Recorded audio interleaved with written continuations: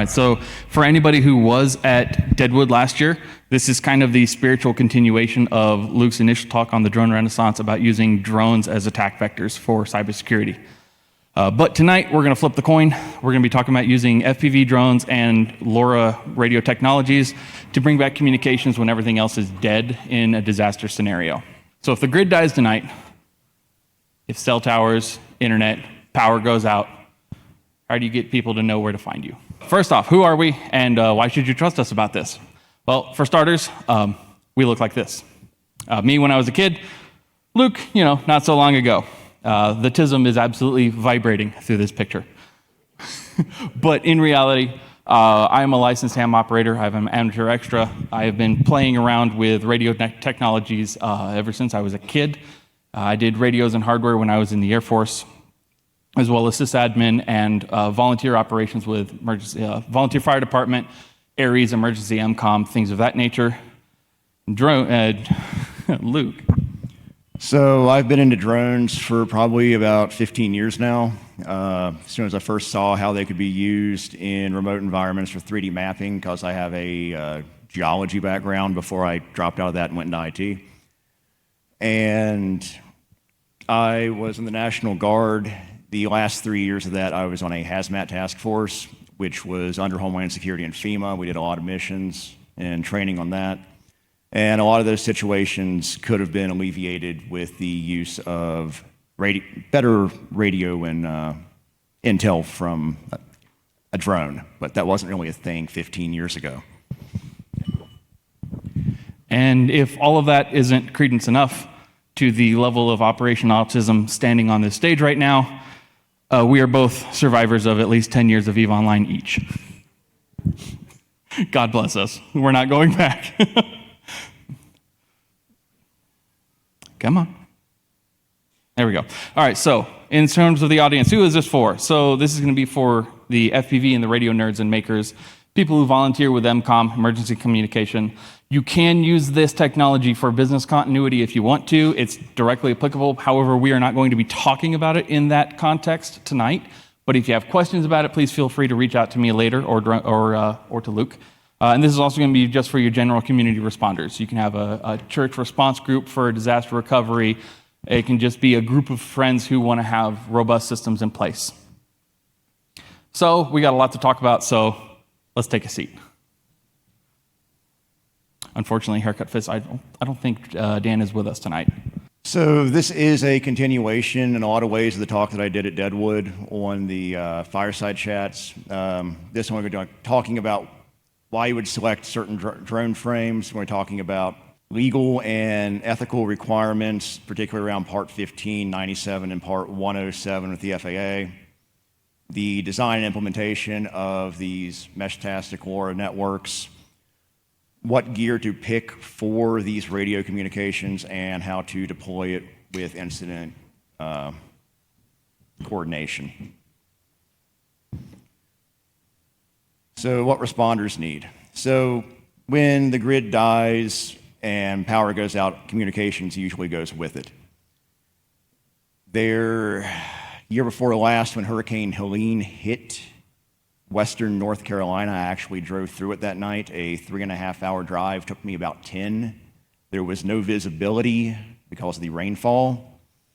And I had plenty of friends who were first responders and volunteers who came in the following weeks. At DEF CON, I actually ran into some guys who recognized me from my talks online. And they worked for a cell phone provider, and they were using Meshtastic to communicate in coordinating fuel trucks going to generators, keeping cell towers going during that so everyone could communicate. Cell towers are also not required to have generators. That is something I did recently just learn. So what the responders require is actionable intel and data. So getting into the OODA loop, a lot of us have heard about this in business context. This was from Colonel John Boyd, part of the fighter mafia, who developed this for dogfighting back in, I think, the 60s or 70s. And a lot of the failures in response come from a poor orientation. everything kind of cascades down the line. So keeping communications up and getting information to the incident commander and emergency response requires on having a good observation stage and collecting that information to have a good orientation.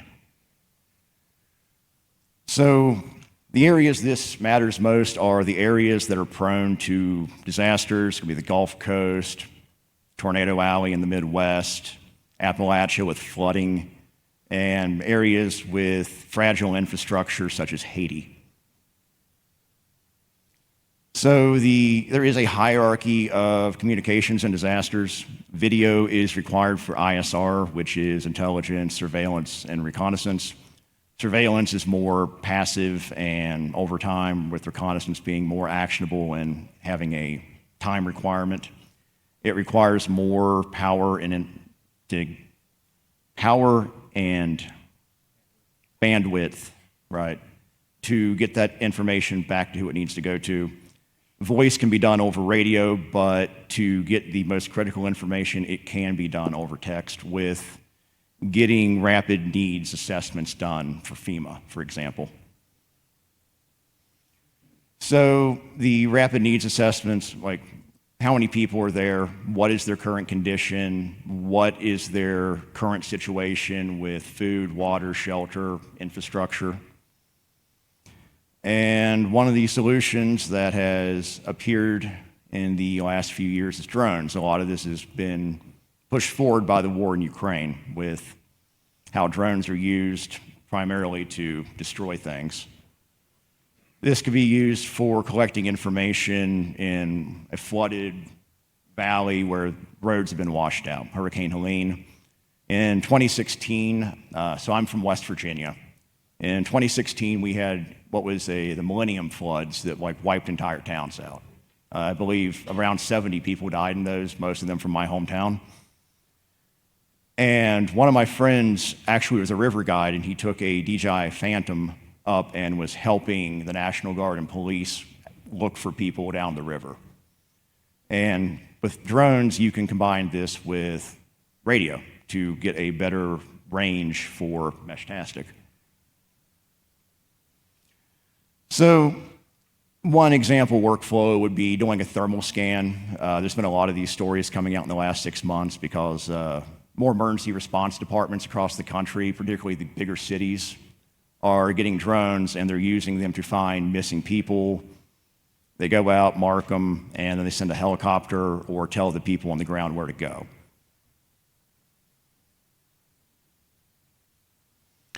So hardware and design. 3D printed frames. This is one of the things coming out of Ukraine because there's been kind of a maturation and democratization of 3D printing and drone designs online. These are usually shared on repos like GitHub, Thingiverse, Cults 3D, and other sites like that. And the benefit of drones in a war zone is they're usually only going one way. They're not being recovered. In the context of disaster response, they're disposable. If you're building and flying your own drones, they will crash. And you can take the parts and components out of them if they weren't destroyed during that and just pop them into a new frame. And it is a lot more budget friendly than, say, a higher end DJI or Autel, which if you crash that, I hope you have insurance on it. And some platforms that are good, like you have your typical traditional quadcopter, which is good for hovering. You have your longer range fixed wing drones, which can loiter for several hours depending on the build and battery. And then there's utility grade quads, which can actually haul significant weight a short distance for around 20 minutes of flight time. And again, it's great for field repairs. If you break something on it, you can just try to hold it together with duct tape for a little bit longer until you can get a replacement part printed or built. So when we're talking about these, there are different classifications to unmanned aerial systems or drones. We're really only going to be dealing with groups 1 and 2, which are Part 107 compliant, under 55 pounds. The altitudes listed here is the usual max capability, though legally you cannot fly over 400 feet AGL. Part 108 coming up, if you have a business context, you can go up to 110 pounds in the lower category of Group 3, but that's not really relevant here. So this here is a breakdown of the range and payload capacities. The costs were done before the tariffs and FCC news came out there beginning of the year. So I don't pay attention to the cost because they could be anything at this point. So these are some examples of a FPV racing drone, a 3D printed fixed wing, and a commercial utility quad. So how would you choose your drone for doing something like this? Well, the mission dictates the build. What are you trying to do with it? How long do you need it to go? And what else do you want to put on it? So I've said that what can be done with the drone is limited only by the imagination and the laws of physics. And dealing with payloads, this also counts towards the weight limit for Part 107. Keep that in mind. Magnetic release is going to be a bit more complicated, and most people aren't going to be using that just because of the power requirements. Most are going to be servo latch or gravity hook. These are all things that have been seen in the Ukraine war, usually dropping bombs. But ideally, what you would do is you'd have like a breadbasket, find a clearing, land, drop it on the ground from like a foot, and then take the drone off, and people could come out and collect what was just lowered onto the ground. Do not drop anything over people or structures. That is a no-no. So flight planning, try to keep the flight short. The longer you're in the air, the more likely something will go wrong, and it'll be more difficult to recover. Perch and stare repeaters are something that have been seen significantly in Ukraine, usually as a radio booster or repeater for kamikaze drones flying across the war zone. But they can be used also for extending ham radio range or Meshtastic nodes. So getting back into the limitations of physics, battery weight is one of those limitations, and there are diminishing returns on how far you can fly with a battery. The more it weighs, the more weight is added to your aircraft, and the shorter it will fly. The sweet spot's around 400 grams.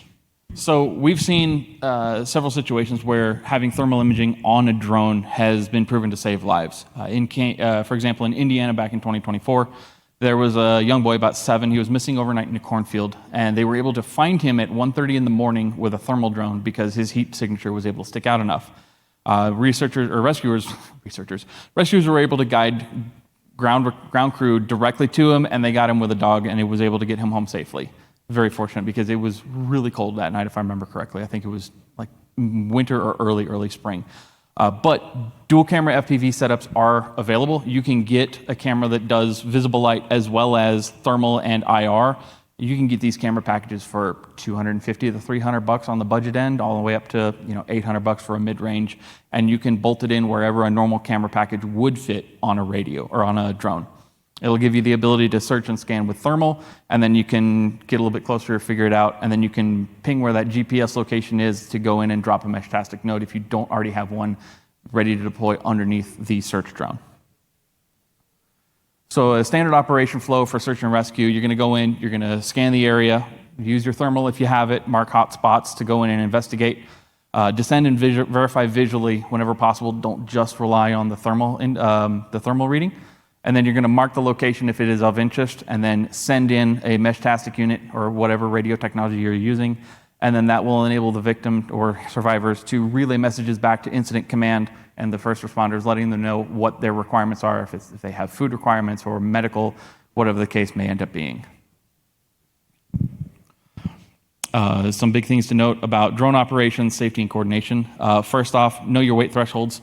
Know what you need to have in terms of remote ID basics, and label the aircraft with contact information in case it does get lost. Somebody can call you and let you know where your lost aerial puppy is. Some key terms to know, VLOS is visual line of sight, and BVLOS is beyond visual line of sight. So visual line of sight, either you have eyes on your drone or somebody is there standing with you, keeping eyes on the drone as you're flying. BVLOS, you're going to be relying on the FPV camera built into the drone. Something to definitely avoid. If there are other aircraft in the area, do not cowboy around them or over them.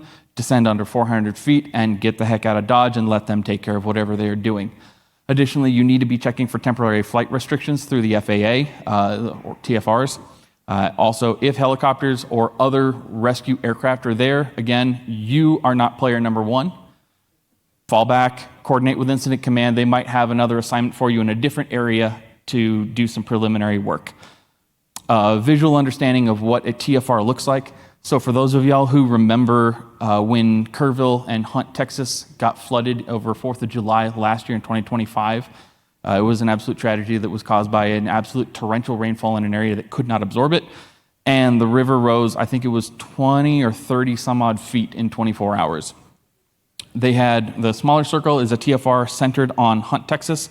Then they had a larger TFR around that for search aircraft, and then they specifically went in and put a flight restriction over the Guadalupe River, which is that line that you see. So they were flying up and down the entire river, all the way down to the next set of dams, so that they could be searching the river as you go, and then they were searching around the dams as well down at the bottom, which is why you have this very weird-looking TFR. Normally, they're just either squares or circles. It's not often that you'll see something like this. Okay, yeah. So what is LoRa? LoRa stands for Long Range Radio.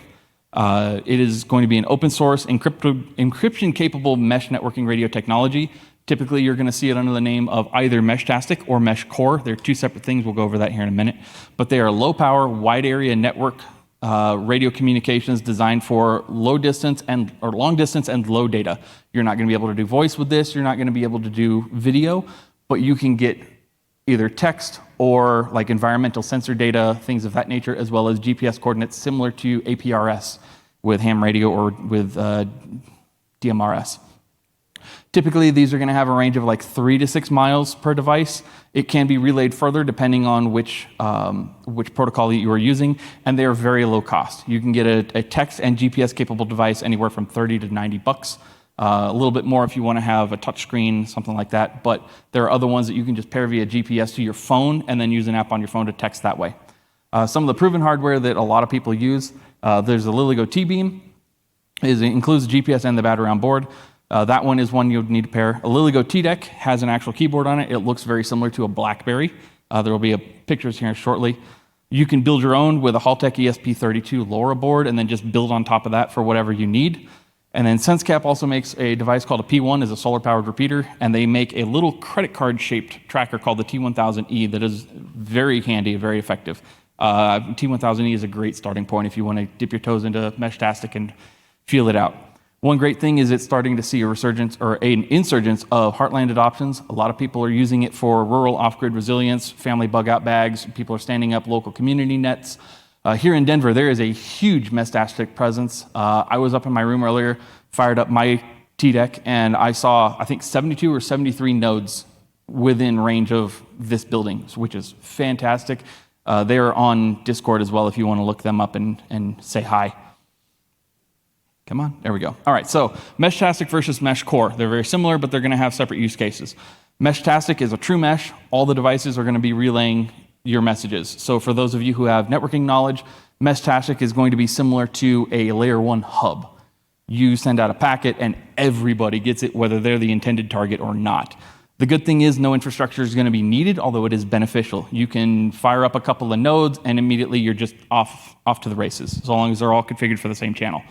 Some of the cons for Meshtastic, you're going to be limited in how many nodes your messages can hop across. You can configure it, but it does have a maximum. It does see higher network congestion, so if you get more than 50 nodes on the same network, it can start getting unstable unless you specifically put in settings for that. And it does have an ambiguous delivery status. You send a message, and you have no idea if the other person got the message unless they send you something back. It's very much like UDP. You blast the message out into the ether and hope that they heard you. Mesh Core, however, you can get extended range. I think you can configure it up to 64 hops if I remember correctly. It does have lower network congestion and it does have a precise delivery confirmation, but Mesh Core cannot automatically mesh network between handheld devices, it has to have a dedicated infrastructure. So mesh core is going to be better if you are able to plan ahead, get your repeaters stood up, and then get everybody on the same channel, right? And then have that ready to go for when disaster does strike. A quick note, it is possible to have both in the same place. There is enough frequencies and channels within the ISR band to allow for this, but you do want to make sure that you're configured on enough of a separation between your channels. And then when you put your antennas in, make sure you have at least a couple feet of vertical separation to keep the signals a little bit separated there. So unlicensed devices are going to fall under FCC Part 15. Do not need a license. You do not need to register with the FCC. You don't need to give them your ID, anything like that. You can buy a device, power it up, and you're off to the races. The great part about that is you can buy a device and you can hand it to Mary Jo, Sue Ellen, whoever that comes up to help you, and just tell them, hey, you just text in here, hit enter, and we'll get your message. You don't have to worry about pre-coordinating any kind of licensing or anything like that. However, it does come with some restraints. You cannot transmit over 1 watt on the ISM band. It does have duty cycle limits that are baked into the firmware, and then you are restricted to certain frequency bands. Here in North America, we are on 915 megahertz. But also, no ID is needed, which is also a con because you don't know who's transmitting on the other end in a lot of cases. So it would be easy for somebody to eject themselves into your network and start sending out erroneous data if they wanted to. Use cases for this would be, a good use case would be handheld nodes that you drop to victims from underneath your drone, or hand them out to emergency volunteers for backup comms amongst themselves, again, because they don't need a license. But if you need more power, then you can switch to Part 97 if you are a licensed amateur radio operator. This does unlock the higher power ability. If you are an amateur extra, you can go all the way up to 1500 watts peak envelope power, although just the sheer thought of running a Meshtastic node at 1500 watts makes my skin tingle.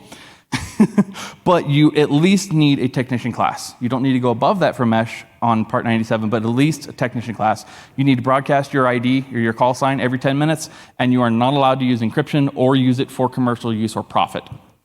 A good use case for this is going to be a multi-county repeater backbone that's operated by existing ARES volunteers, or professional emergency ops that are using it for a nonprofit status.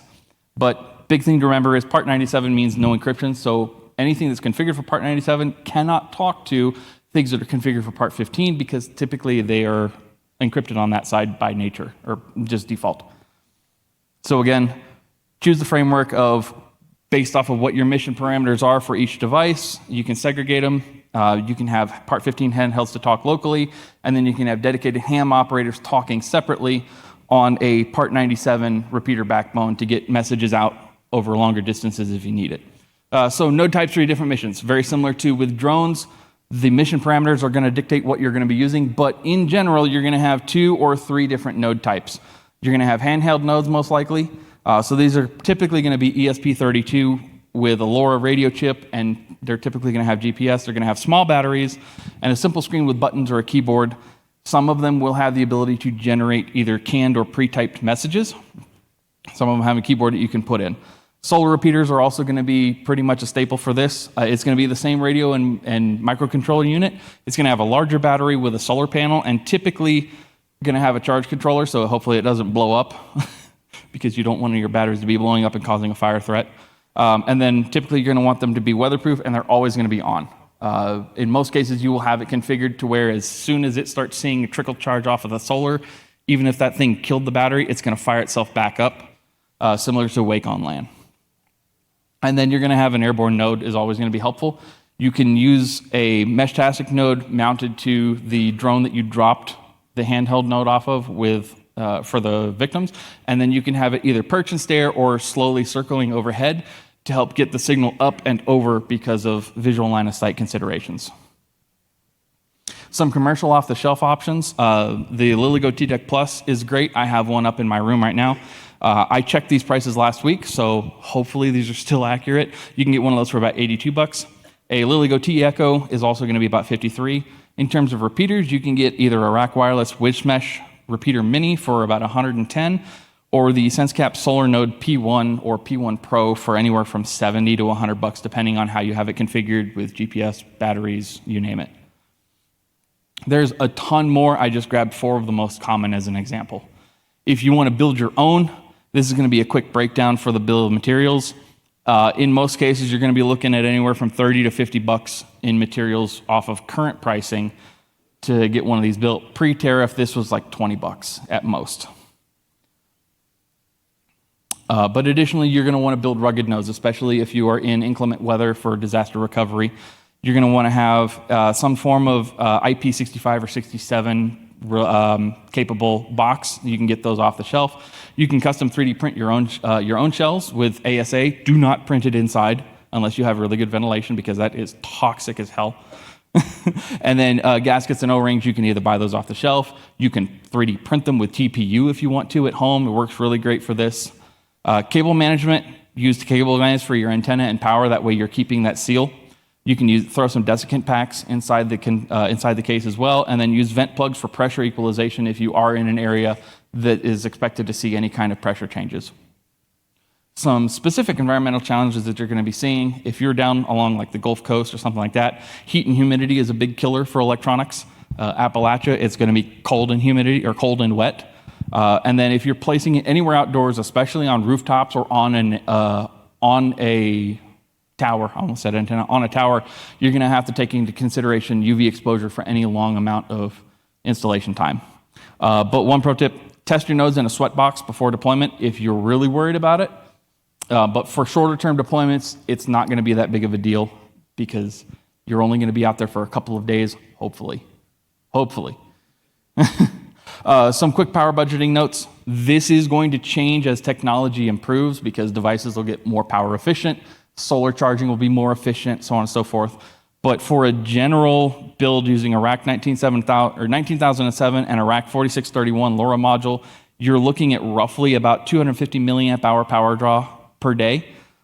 A good solution for this would be about a 5 or a 6 watt solar panel and a 3000 milliamp hour battery. You can just use a standard 18650. And then this would give you roughly 5 to 7 days of autonomy without seeing the sun. And then if you do run out of battery, then as soon as the sun comes out, you're back up and running again. Batteries that you typically use for this, there's typically going to be 2. Typically, you're either going to be using a LiFePO or a lithium ion. Just be careful with lithium ion batteries because they're very prone to being a Samsung Note if you're not careful. We definitely do not want that. Also, if you're using a lithium ion, make sure you're using a charge controller. Honestly, I recommend using one either way. If you are standing up a repeater in an area that's remote or in an area that's going to be potentially flammable, make sure that you are using a conservative setting on that charge controller. But in terms of power, you don't typically want to increase your transmit power on Meshtastic. You can, again, with Part 97, but you start running into the conundrum of, I can talk to other people, but when they go to reply, I still can't hear them because they're not running on a higher power, so my messages reach further than theirs. So instead of working to increase your transmit power, elevation is king, followed by antenna efficiency. Height's going to matter most because trees, buildings, and hills are going to eat your RF more than distance. For example, in Tornado Alley, there's not a whole lot of natural high points aside from man-made like buildings. So you're going to want to use weather balloons, kites. You can use a perch and stare drone on top of a building or on top of a water tower for line of sight. Quick note, for weather balloons, you can get an 800-gram weather balloon. I think they're about $80 nowadays each. And they are under 101, not 107. Yes. So you can use an 800-gram weather balloon with a triangulated rope or a tether system. That way your balloon's not doing this all over the place. And you can send your node up a couple hundred feet, get some really good line of sight going. And then if the balloon doesn't pop, you might be able to reuse it too, But at $80 a pop, in terms of disaster recovery, that's honestly really cheap compared to what a lot of the commercial applications charge. In mountainous regions like Appalachia and Haiti, there's a lot of elevation, but there's also a lot of valleys where the people actually are.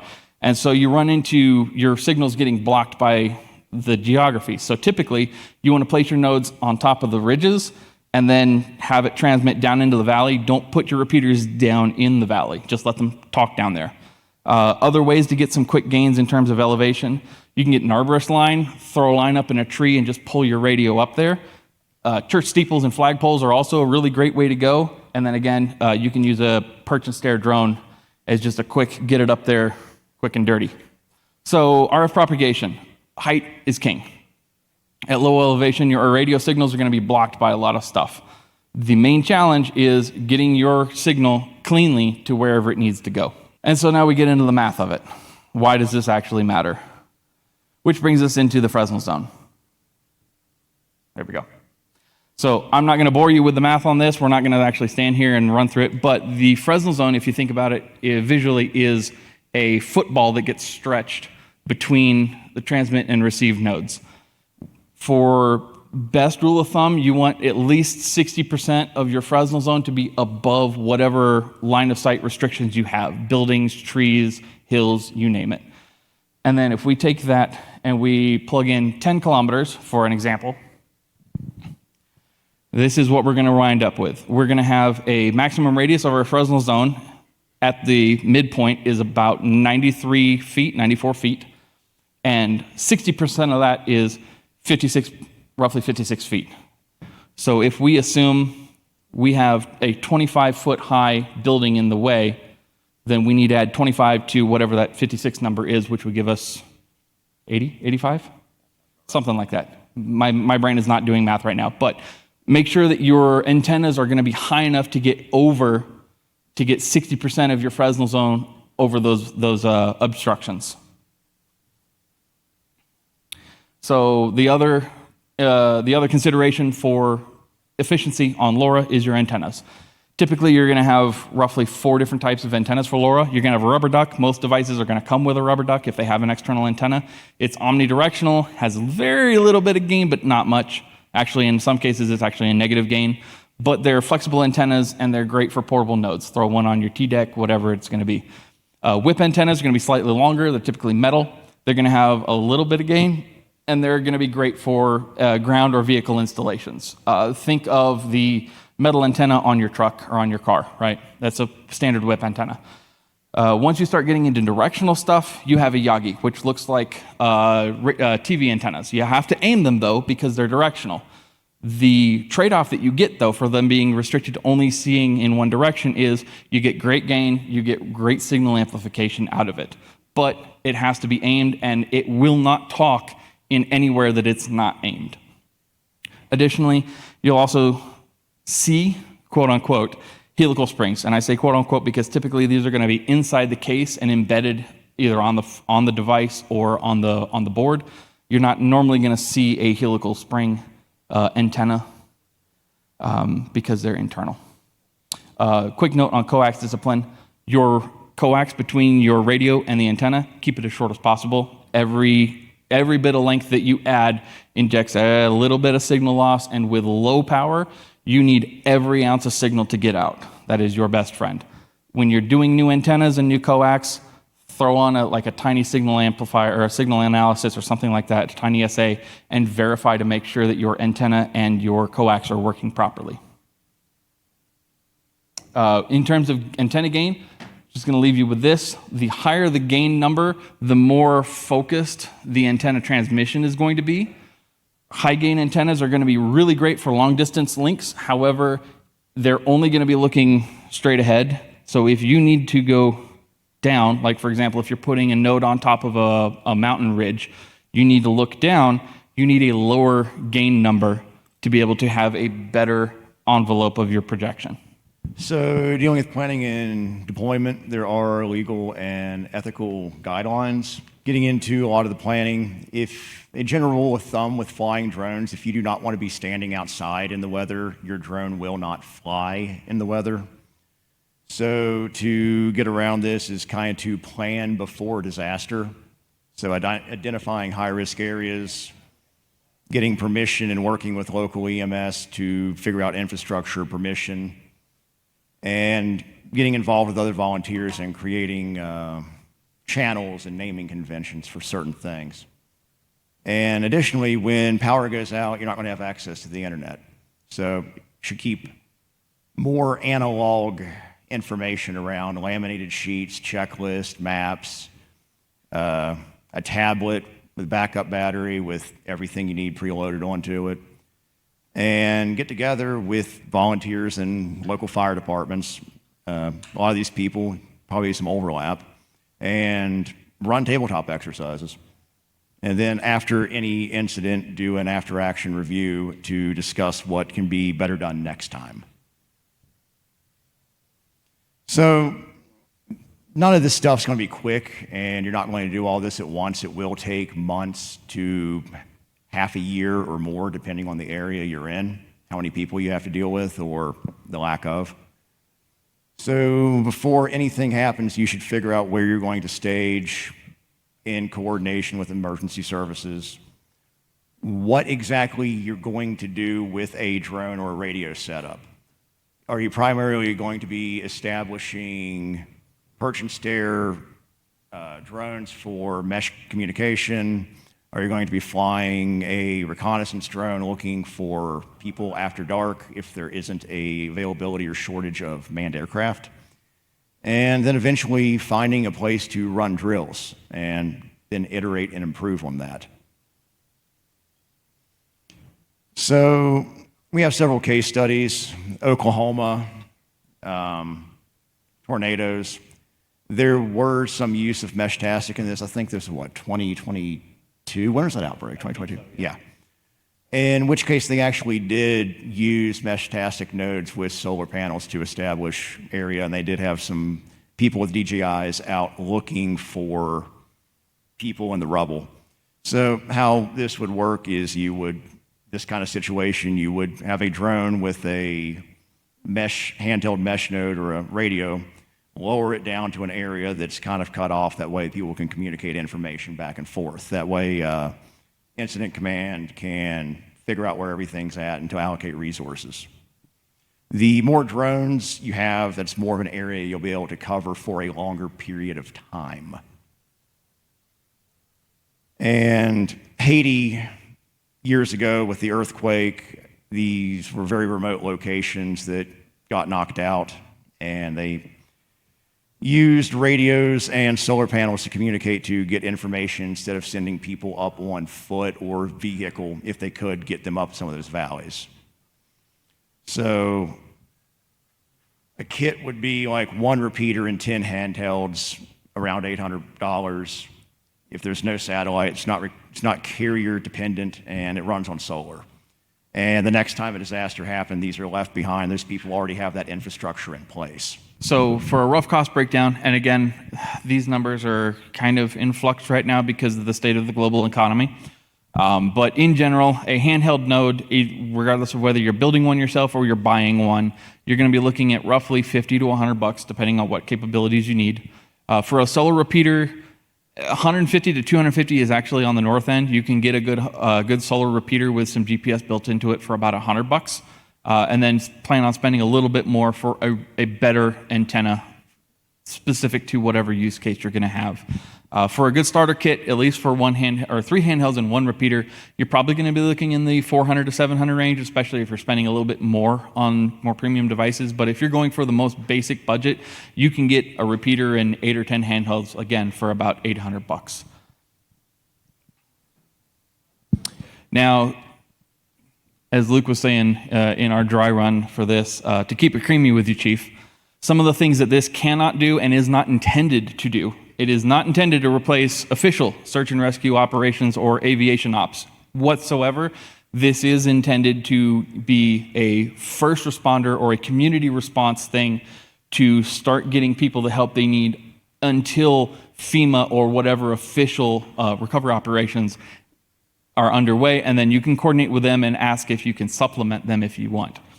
This cannot guarantee message delivery. Do not rely on this to guarantee message delivery. That will be putting lives at risk. Additionally, this will not and cannot work without planning and maintenance. You have to coordinate with other people because this is a mesh network. Some of the technical risks that you're going to run into with this, RF interference is a huge one. Node failures is also really big, so plan on having extra nodes just in case. And GPS inaccuracy in canyons and cities is also a very big consideration. Tall buildings or mountains are going to be blocking your GPS coordinates. So in terrain like that, give more leeway to your GPS coordinates and don't rely on it being pinpoint accurate. Additionally, for operational risks, poor incident command coordination is a risk.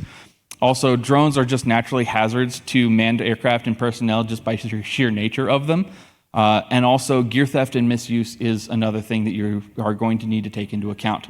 But first and foremost, keep a good design philosophy. Assume that your nodes are going to die, some links are going to fail, some drones are going to crash. In fact, most drones are going to crash at one point or another. It's like the joke about a motorcycle rider.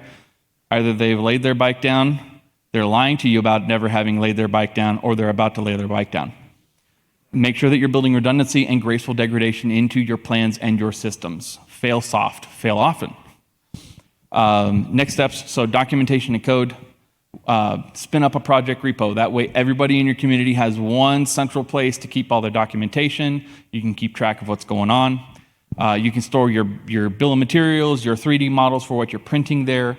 Also, you can store your deployment checklists, your SOPs, of whatever templates you've got. Keep it all in a central repository where people can all get the same copy of something. That way there is no miscommunication of, we changed the channel name, but this person is on 2 versions old or something like that. Next steps, adopt a county, parish, village, whatever the locality is in your particular area. If there is a local FPV club, work on connecting them with responder orgs, connect them with the ARES groups or just the amateur radio operators in your area. Most counties are going to have a radio club, an amateur radio club in their area. And then run tabletop exercises, run field days, run all sorts of exercises for anything you can think of, because repetition isn't going to guarantee perfection, but it will guarantee proficiency over time. And that's that. Anybody have any questions? First question online, I'm just double checking, is please can we get the slides, etc., when available? At the QR code here on the screen, that actually goes to a list of, it goes to my website actually, but it has our socials on it, the slides for this presentation, the last presentation I did last fall, and some other stuff. Okay. Any questions in the audience? Or else I'm going to keep, okay. The next question, where did it go? Users, is there a good generic text that covers mesh and this topic? A dummy's guide, so to speak, that is international generic? There are a lot of discussions and videos on YouTube. I don't know of anything text-based that's good for generic, but I will do some looking. If you want to reach out to me and send me a DM on Discord, I'm Brock to Barebones. You can find me in the Wild West Hackin Fest Discord. Send me a DM and I'll do some looking this evening and I'll send it out to you if you're more than happy to take some looking. But at this moment, I don't know of anything text-based that's a good starting point. Most everybody has their stuff in YouTube videos and whatnot. Okay, and there was one that wasn't really a question, but someone made the comment. Does this stuff need to be deployed before a disaster? It does not need to be, but it is it's preferential. You're going to see a lot more benefit by being able to deploy ahead of time. If you can coordinate with churches to put repeaters up in their bell towers or any other place, if you've got businesses that have tall buildings, talk to your county emergency services coordinator. You might be able to get permission to put nodes up on top of the county water towers or whatever towers that the county uses for their radio comms. If you can put stuff up ahead of time, it is wonderful and definitely the way to go. But if you are doing Meshtastic, you can spin up ad hoc on the day that you need it, so long as everybody's got their equipment ready to go. Okay, thank you. And then, will there be a part 3? Yes. Absolutely. Absolutely. So Luke and I are working on taking this context and turning it into a 2-hour workshop that we're going to be pitching for Deadwood. And we're also working on building out the curriculum for a several-day course. We're hoping to pitch to pre-con training as well as other places. So we are working on additional content as well. We love having feedback. If you have suggestions of anything else that you would like to see discussed in terms of these technologies, let us know, and we will absolutely be happy to see if we can get that incorporated. So I have a question regarding the batteries. Yes. So you're not recommending the reinforced 38 650s or anything else? You want that one specific one? No. I was just using that as a general example. There's a ton of different battery technologies that you can use. Most of it is going to be dependent on your particular use case because some batteries are going to be higher energy density and lighter weight, but they're going to be more finicky to heat or whatever the case may be. Some batteries are going to be better for long-term use, especially in hot environments or cold environments, because some battery technologies will lose their voltage in extremely cold temperatures. So battery choice is going to be dictated heavily based on your mission profile. And I'm assuming you have like a vendor analysis or something on your socials? So I have not done any vendor analysis on batteries yet, but there are other sources that do. If you, again, on YouTube, there are people who have done a whole lot of battery testing.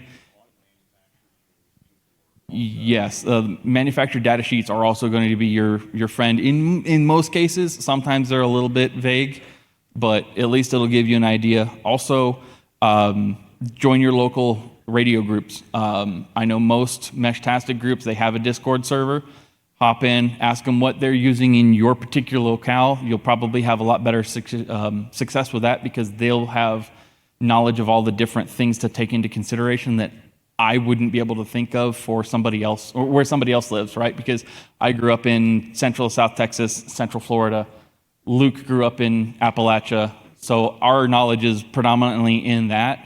So I don't really have a great knowledge of, keeping a radio running in the frozen tundra of Minnesota or something like that. That sounds like a great call to action. It does. It definitely does. Yeah. So if people have ideas or suggestions about, hey, this is great for this particular area, shoot us a message. We'll be more than happy to incorporate it. Throw out a post on LinkedIn or in your local Discord groups or whatever.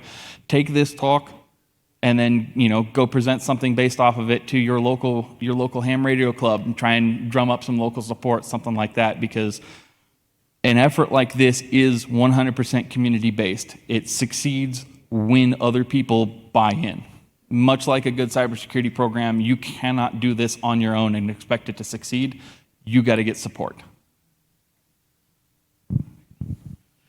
All right, one last question that I have before we need to close. You said something about posting your classes to, it said, will you put your classes on the anti-siphon platform? I think that would be really great. If they want to have us, yes, there is no way we would say no to that. And that's it. Thank you so much, Luke, Evan. Really appreciate it. Thanks, everybody.